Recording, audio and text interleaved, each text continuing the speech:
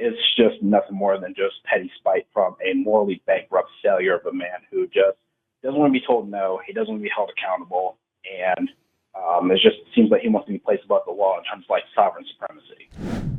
Just wanted to give a shout out to my fellow feds who are going through some things with this ongoing downsizing illegally, by the way, and unconstitutionally. I agree. Do you work in that field as well? Yes. Okay, it's interesting. So do you have personal friends that have been laid off that maybe you don't have to give their names, but maybe share their stories? Do you know any of these people that have been laid off? So far, no, I have not. But it's just, this is just, go ahead. If you don't mind me asking, how long have you been in this position as a federal agent?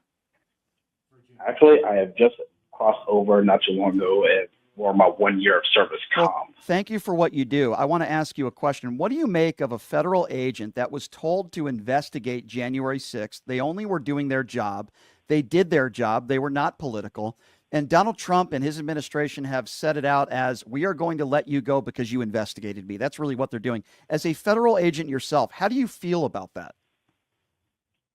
It's just nothing more than just petty spite from a morally bankrupt failure of a man who just doesn't want to be told no. He doesn't want to be held accountable. And it just seems like he wants to be placed above the law in terms of like sovereign supremacy.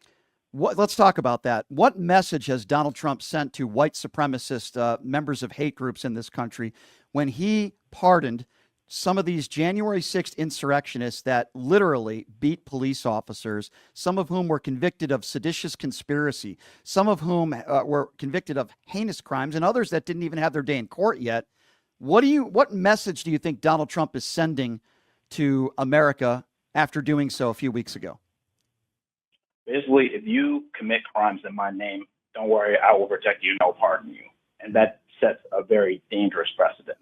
Very good response. So can you explain to the country, especially MAGA, that not every federal agent is a liberal? Not every federal agent is a Democrat. In fact, there are many federal agents that are Republicans, some of whom I'm sure voted for Donald Trump, and many independents out there. Can you just give out the layout as a federal agent yourself? Because many people on the far right think that every federal agent somehow is a liberal who donated to the Kamala Harris campaign. To those who voted for him and those who decided to sit out and choose the couch, I mean, it's just federal employees, for the most part, are basically civil servants who want to actually do service in honor of the citizenry here in the United States. Mm-hmm. And that is not so much about the pay. I mean, if anything, compared to the private sector, some federal workers receive peanuts in comparison. Yeah. Most people go in for serving the mission and actually serving the public, serving the constituency, and in my case, claimants.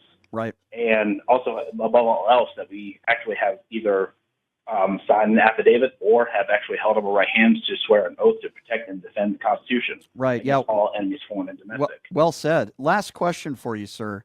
How do you feel when, and I think it's just a matter of time, Kash Patel is sworn in as leading the FBI, as someone who is a federal agent yourself? This is your field. How do you feel? And what would you say to Kash Patel if you had the opportunity to speak with him? This is the guy who might be leading the FBI. What are your thoughts on that?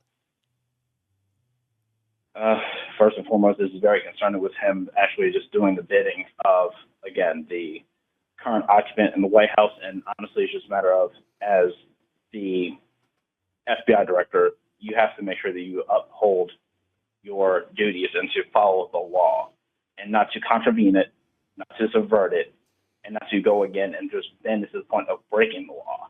I mean, again, we're supposed to be a nation of laws, and we're supposed to actually follow through with it. Yeah. But just to clarify, Brian, I'm actually a federal service worker, but I'm not like in like law enforcement or anything. So I'm actually one of many. Sure. I guess I'm one of many three-letter agencies. Gotcha. But I still think these are very pertinent questions to ask somebody like yourself who is in that arena. And I do appreciate your call, and I appreciate you calling in, sir. And thank you for what you do. And I wish you the best of luck. Thank you, sir.